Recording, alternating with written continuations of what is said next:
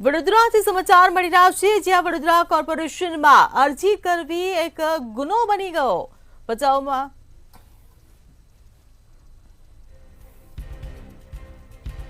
વડોદરાથી આ સમાચાર મળી રહ્યા છે. વડોદરા કોર્પોરેશનમાં અરજી કરવી ગુનો બન્યો છે.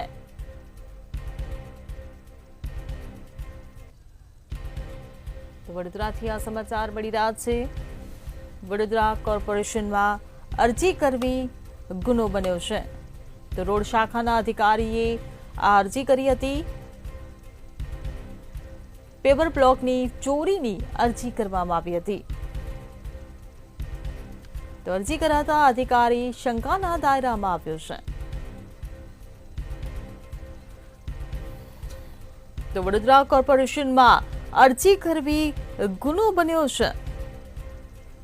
ત્યારે ગુનો ઉજાગર કરવા કરેલ અરજી બની ગુનો. તો રોડ શાખાના અધિકારીએ અરજી કરી હતી. હેતલબેને જે આજની જવાબદારી છે, પેવર બ્લોક ચોરાયાની અકોટા પોલીસ સ્ટેશનમાં અરજી આપી. શું નિયમ છે અને જો નિયમ એચઓડી ની પરમિશન? સૌથી પહેલા તો આવી કોઈ અરજી આપી છે એ બાબતે હું અવગત જ નથી, પરંતુ કોઈ પણ જગ્યાએ આવા બાબતે કે પોલીસ ફરિયાદ કરવી કે કોઈ જાતની કાયદાકીય કાર્યવાહી કરવાની હોય તો છેક મ્યુનિસિપલ કમિશનર સુધીની મંજૂરી જરૂરી છે, કારણ કે તેઓ વહીવટીવાળા છે. અમે બધા એન્જિનિયર છે, અમે ટેકનિકલ મંજૂરીઓ આપીએ છીએ, એટલે આની મંજૂરી કમિશનર કક્ષાએ લેવી એ એક જીપીએમસી એક્ટનો સામાન્ય નિયમ છે. પેવર બ્લોકની ચોરી ઉજાગર કરવા માટે અકોટા પોલીસ સ્ટેશનમાં કરવામાં આવેલી અરજી જ બની છે ગુનો. જી હા, વડોદરા મહાનગરપાલિકાના રોડ શાખાના અધિકારી હેતલ પટેલે 1/2/2025 ના રોજ અકોટા પોલીસ સ્ટેશનમાં એક અરજી કરી હતી અને જણાવ્યું હતું કે ટાગોરનગર સોસાયટીના કોમન પ્લોટમાં મહાનગરપાલિકાના પેવર બ્લોક પડ્યા છે અને આ પેવર બ્લોક કોઈ અજાણ્યા વ્યક્તિ ભરી ગઈ છે.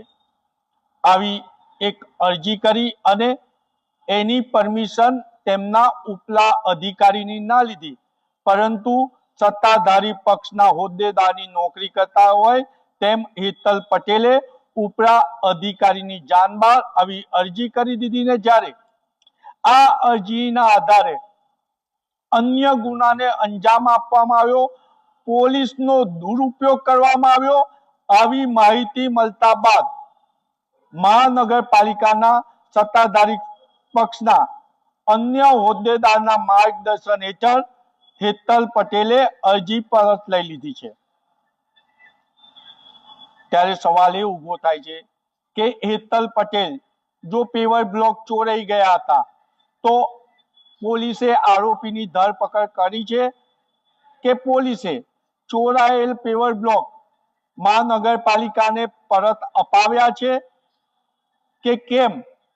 અને જો પેવર બ્લોક ચોરાયા હતા, એની શંકા હતી, તો અરજી પરત લેવા પાછળનું કારણ શું? આપને સ્ક્રીન પર અમે બતાવી રહ્યા છે કે આ રોડ શાખાના જે ગુનો ઉજાગર કરવાની અરજી કરી અને ગુનો કરી બેઠા છે તેવા હેતલ પટેલની આ કેબિન છે.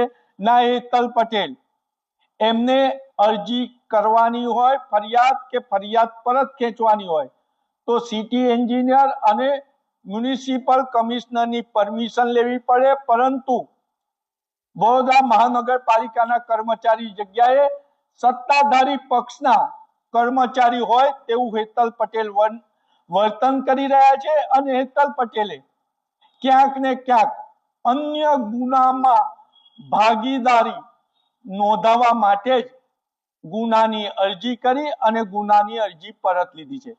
ત્યારે શંકા હેતલ પટેલ પર પણ ઉપજી રહી છે કે શું હેતલ પટેલ પોલીસનો દુરુપયોગ થાય એના માટે સત્તાધારી પક્ષના હોદ્દેદારનું કામ કર્યું છે કે એમાં પણ એમની કોઈ સંડોવણી છે? મંતવ્ય ન્યૂઝના અહેવાલ બાદ વડોદરા મહાનગરપાલિકાના કમિશનર તપાસ સમિતિ નિમે તેવી પૂરેપૂરી શક્યતા છે અને કસૂરવાર રોડ શાખાના અધિકારી હેતલ પટેલ સામે પગલા લેવાશે. કેમેરામેન મિલિંદ મેલે સાથે નિલેશ બ્રહ્મભટ્ટ, મંતવ્ય ન્યૂઝ વડોદરા.